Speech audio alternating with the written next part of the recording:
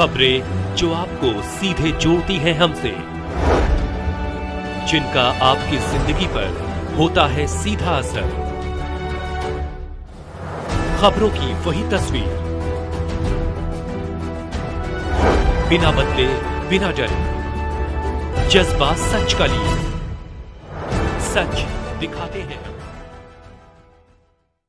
जाप सुप्रीमो पप्पू यादव ने मधेपुरा में किया विराट कार्यकर्ता सम्मेलन। कोसी सीमांचल को चाहिए स्पेशल स्टेटस। सरकार में हुई भागीदारी तो गरीबों के खाते में बिना ब्याज के 25 लाख रुपए दूंगा, पप्पू यादव। जातिगत जनगणना के बाद संख्या के हिसाब से मिले भागीदारी, जनता का आशीर्वाद मिला तो सभी मेडिकल जांच होगी free. Pappu Yadav MP MLA चुनाव में करोड़ों खर्च करते हैं, जनता के मुसीबत में क्यों नहीं निकलते पैसे। पप्पू यादव मधेपुरा बिहार लोकसभा चुनाव से पूर्व राजनीतिक तापमान परवान चढ़ चुका है। सभी पार्टियों अपनी तैयारी में जुटी हुई है। जन अधिकार पार्टी भी किसी से पीछे नहीं है। पार्टी कार्यकर्ताओं के द्वारा जनसंपर्क अभियान, बैठक एवं सभाएं की जा रही है। विधानसभा स्तरीय सभा के बाद जिला स्तरीय कार्यकर्ता सम्मेलन किया जा रहा है। पूर्णिया के बाद मधेपुरा में पार्टी कार्यकर्ताओं ने मजबूत प्रदर्शन कर राजनीतिक हलकों में भूचाल पैदा कर दिया है। जन अधिकार पार्टी लोकतांत्रिक के मधेपुरा लोकसभा क्षेत्र का जिला कार्यकर्ता सम्मेलन भी एन मंडल स्टेडियम में आयोजित किया गया। कार्यकर्ता सम्मेलन को पार्टी के राष्ट्रीय अध्यक्ष व सांसद पप्पू यादव ने विराट कार्यकर्ता सम्मेलन को संबोधित करते हुए कोसी सीमांचल को स्पेशल स्टेटस के साथ जातिगत जनगणना के बाद जनसंख्या के हिसाब से सत्ता में भागीदारी की मांग की। पप्पू यादव ने केंद्र की मोदी सरकार पर जमकर हमला बोला। इशारे में लालू यादव एवं नीतीश कुमार पर अपनी बात प्रमुखता से जनता के बीच रखी। पप्पू यादव ने कहा कि अगर कोसी एवं पूर्णिया की जनता उन्हें बेटे की तरह आशीर्वाद देकर सत्ता में पहुंचाती है तो आने वाले दिनों में कोसी सीमांचल को मॉडल क्षेत्र बनाएंगे। पप्पू यादव ने मधेपुरा की जनता से पूछा कि उनका आखिर क्या गुनाह है, उन्हें विगत चुनाव में हरा दिया। कार्यकर्ता सम्मेलन में पप्पू यादव ने मुखिया सरपंच के साथ आशा सेविका रसोइया के अधिकार की बात प्रमुखता से रखी। पप्पू यादव ने कहा कि दिल्ली में बैठी नरेंद्र मोदी की सरकार विगत 10 सालों में युवाओं को रोजगार देने में नाकामयाब रही है। सरकार की बुनियाद हिंदू मुस्लिम की नफरत पर आधारित है। सरकार ने एक भी हिंदू को नौकरी नहीं दी। 15 लाख नौकरी देने की बात हवा में उड़ गई। पप्पू यादव ने कहा कि हमारी सत्ता में किसी भी तरह से हिस्सेदारी हुई तो हम गरीब परिवार के खाते में बिना ब्याज के 25 लाख रुपए देंगे।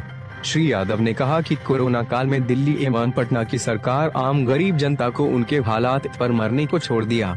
कोरोना काल में 34 करोड़ रुपए का चेक एवं ऑनलाइन के माध्यम से गरीब मजदूरों को देकर घर भेजा।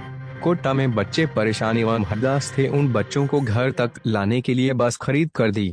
मधेपुरा के लोगों ने जब मुझे हरा दिया था, उसके बाद पटना के बाड़ी में हर दिन करोड़ों का भोजन अगरबत्ती से लेकर गरीब आदमी तक पहुंचाया।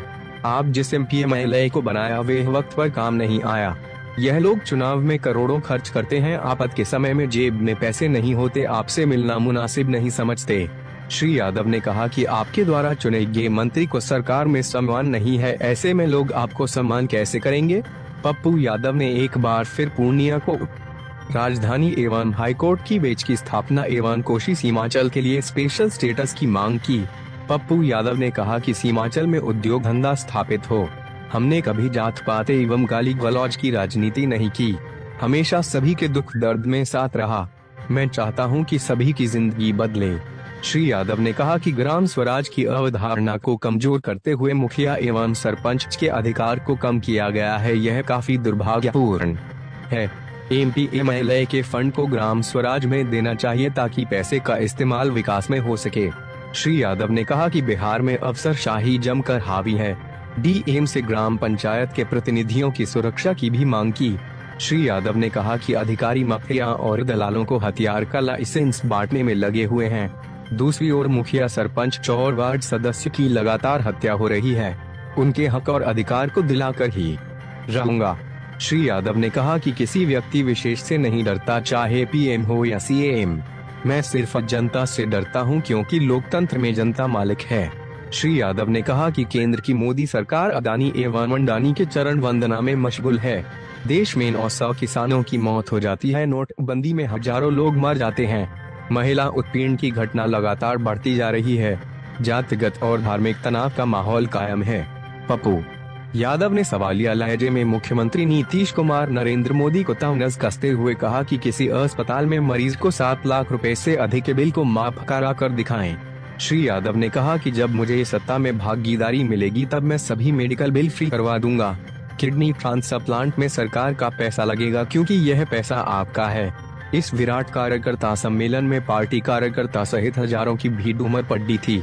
पूर्णिया मधेपुरा से चुनाव लड़ने की घोषणा से राजनीतिक हलकों में भूचाल गया है।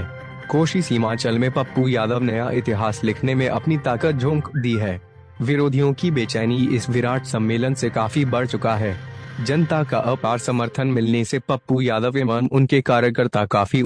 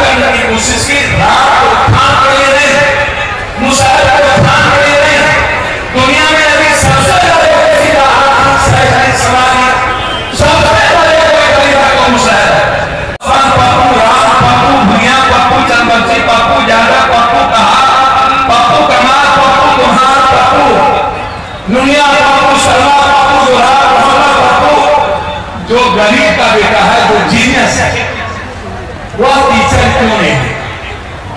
क्या जिसके पास पैसा होगा 20 लाख 10 लाख 12 लाख, क्या टीचर वही बनेगा? क्या नौकरी उसी को मिलेगी? क्या एक अच्छे बच्चों को नौकरी नहीं मिलेगी? क्या जिसका बच्चा गरीबी के राजा के 4 साल पढ़ता है और वो बीपीएससी का अच्छा एग्जाम देता है, नहीं बनेगा? मेरा सवाल सरकार से नहीं है, मेरा सवाल है पदाधिकारी से। जो पदाधिकारी जो कहते हैं चटमंगनी कर लिखा, मेरा सवाल यहां है कि आप ये अच्छा टीचर के आपने बहाली कर दिया। हम बधाई देते हैं कि हमने ऐतिहासिक काम किए। जो लोग दिल्ली में बैठ करके नरेंद्र मोदी जी, आपको 10 साल हो गया, 10 साल में किसी एक हिंदू का काम, किसी एक, कुछ लोग कभी लाभ बिहार की बात करते हैं, कभी किसी चीज की बात करते हैं। मैंने कहा एक काम करो, पप्पू यादव के परिवार की सारी पप्पू पासवान में, पप्पू राम में, पप्पू डोम में, पप्पू गांगी में, यदि हम हिंदू की बात करते हैं तो फिर राम और सरनी का जूठा वहां हिंदू नहीं था। आप 15 लाख रुपया का वादा के नहीं दिए। पप्पू यादव इस मंच से कहता है हमारी भागीदारी भी पिछली सत्ता में हो गई, हम हर परिवार को पप्पू यादव